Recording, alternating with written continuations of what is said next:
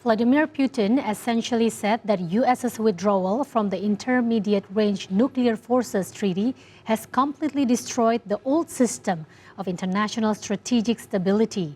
He also said that the U.S. has broken more than one element of this agreement, and it has had a completely inconsistent stance on the agreement and others.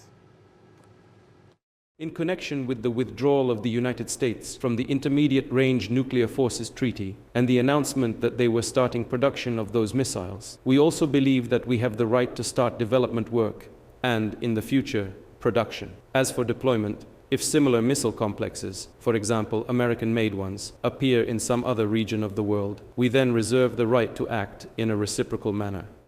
Well, Vladimir Putin essentially said that the U.S.'s withdrawal from the Intermediate-Range Nuclear Forces Treaty has completely destroyed the old system of international strategic stability. He said that the U.S. has broken more than one element of this agreement, and it's had a completely inconsistent stance on the agreement and others. One day it's supporting these agreements, other days it's not, and then it pulls out of them altogether. And the Russian president has said that it basically has left Moscow with no choice but to respond in kind. Now, Vladimir Putin also spoke about the U.S. presidential candidates. He said that it's promising to see that Trump seems to want a sort of peaceful resolution of the Ukraine conflict, but there's one big problem, and that's the lack of trust between the West and Russia, especially after Russian troops withdrew from around Kiev when it looked like the Ukrainians were going to sign off on the Istanbul peace proposals, but then ended up deceiving Moscow on orders from the West. This is something that Vladimir Putin said will not happen again. When our troops were stationed near Kiev, we received an offer and even a persistent request from our Western partners to cease fire, to stop hostilities. And we did that.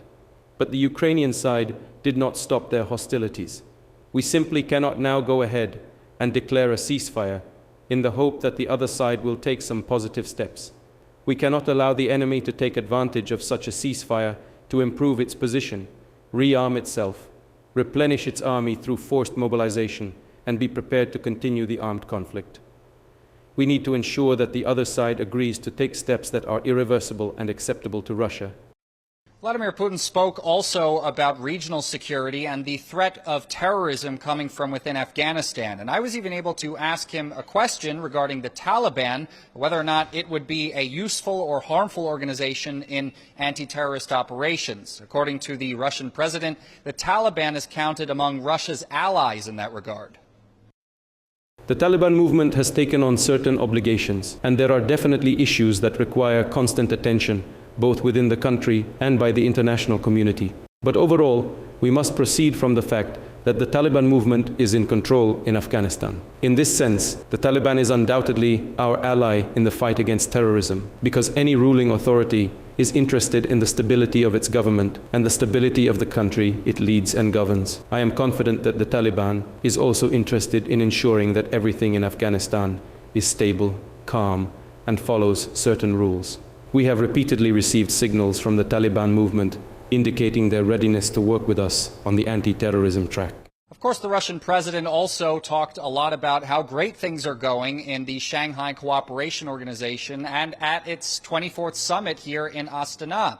He reiterated that the cooperation between all of the member states and observers is moving forward on a multipolar basis based on mutual cooperation and mutual respect.